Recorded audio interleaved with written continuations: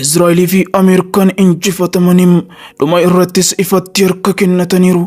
Nasrii yookaan shahiidummaa jechuun Allahu Akbar jechaa dirree kan seenan ijoolleen Filistiin mujaahidoonni Hamaas waadaa jalqaba Allahadhaaf itti aansee ammoo dachee eebbifamtuu fi biyya isaanii Filisxiinii fi uummata isaaniitiif seenan kabajaniiru.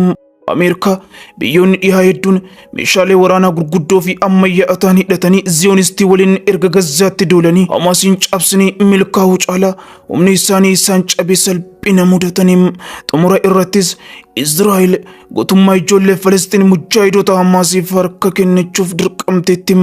Torban tokko qofa keessatti Hamaasiin barbadeessinee booji'amtoota humnaan harkaa deebifanna jedhanii duulli Israa'el Ameerikaa fi michoonni isaanii Gazaatti eegalan torbee miti waggaatti iyyuu isaaniif hin milkoofne. Guyyaa torbatti miti guyyoottan 446 keessatti iyyuu akka dhaadatan sana gochuun hawwii isaanii qofa ta'ee hafe. Booji'amaa tokkollee humnaan Hamaasiin harkaa baafachuu hin dandeenye. Hamaas Oktoobarii 7 2023 haleellaa Israa'el irratti raawwachuun loltoota isii hedduu erga ajjeese moota 200 ol ammoo booji'ee nagaan Gazaatti deebi'uun ni yaadatama. Kanneen keessaa bara darbe keessa waliigaltee dhukaasa dhaabuu marsaa lamaan taasifameen muraasa kan gadi dhiise yoo ta'u, deebii isaatiif ammoo Filisxiinota manneen hidhaa Israa'el keessatti dararaman hedduu ittiin bilisa baaseera.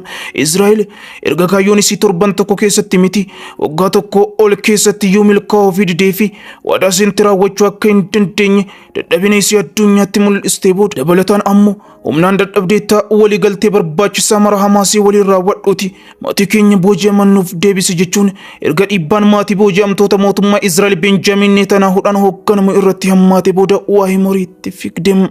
Galgala kana Israa'el marannaan isii akka isii hin fayyarne barte lammiilee isii deebifachuuf jaarsummaa Qatariin waliigaltee dhukaasa dhaabuu Hamaasii waliin mallatteessuun isii kallattii Qatariin addunyaaf ifa ta'e.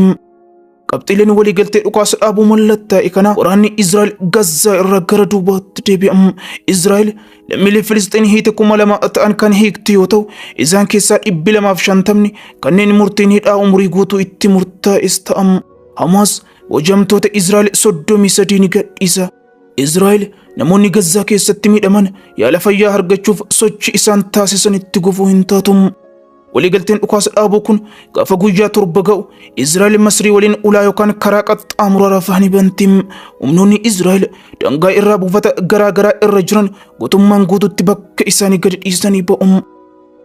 Adeemsi waliigaltee marsaa jalqabaa kun bifa kanaan yoo sirraa'ee adeeme marsaa lammaffaadhaan Hamaas booji'amtoota afan kan irra caalan isaanii loltoota dhiiraa ta'e kan gadi dhiisu yoo ta'u, deebii isaatiin Israa'el lammiilee Filisxiin manneen hidhaa garaa garaa keessatti hiite ni gadhiiste. Guutummaan guututti Israa'el Gazaa keessaas ni baate.